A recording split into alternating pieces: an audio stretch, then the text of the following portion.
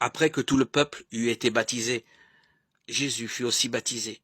Pendant qu'il priait, le ciel s'ouvrit, et le Saint-Esprit descendit sur lui, sous une forme corporelle, comme une colombe. Et une voix se fit entendre du ciel. Tu es mon Fils bien-aimé. Je mets en toi toute ma joie. Luc 3, 21-22.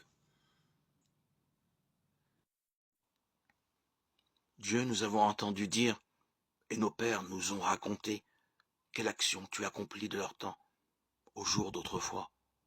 Toi, par ta main, tu as dépossédé les nations, et ils purent s'implanter, et tu as malmené des peuplades, et ils purent s'étendre. Ce n'était pas leur épée qui possédait le pays, ni leurs bras qui les rendaient vainqueurs, mais ta droite et ton bras, et la lumière de ta face, car tu les aimais. Toi, Dieu, tu es mon roi, tu décides des victoires de Jacob. Avec toi, nous battions nos ennemis. Par ton nom, nous écrasions nos adversaires. Ce n'est pas sur mon arme que je compte, ni sur mon épée pour la victoire. Tu nous as donné de vaincre l'adversaire, tu as couvert notre ennemi de honte. Dieu était notre louange tout le jour, sans cesse nous rendions grâce à ton nom. Psaume 43, 2-9. On sera aisément en paix et content, celui ou celle dont la conscience est pure. Nous, on regarde l'extérieur des gens, mais Dieu regarde au cœur. Faire toujours bien et s'estimer peu, c'est le signe d'une âme humble. 1 Roi 16, 7.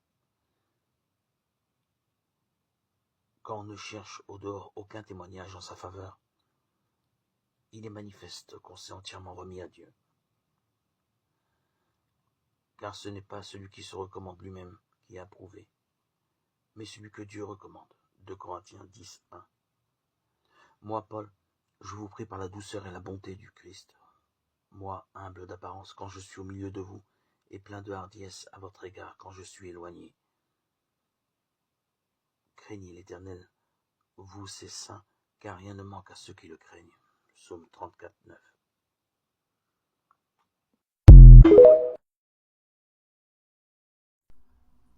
Ton Père t'a envoyé ce trésor. Il t'a donné le plan pour te guider. La parole, l'Évangile. Il t'a donné la lumière pour t'inspirer, stimuler ta recherche. Il t'a envoyé des étoiles pour te repérer dans la nuit du monde et de la vie. Ces étoiles, ce sont ces idées, celles dont nous parlons maintenant et qui proviennent du firmament du Christ.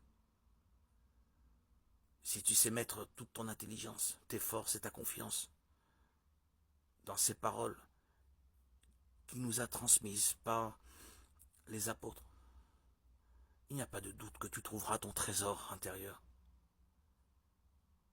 Très petit déjà, tu t'es demandé à quoi sert la vie. Tu as cherché, éliminé, choisi, trié. Tu as peut-être découvert ta voie. Sache qu'au bout de cette voie se trouve ton trésor, la réponse à la question. À quoi sert ma vie?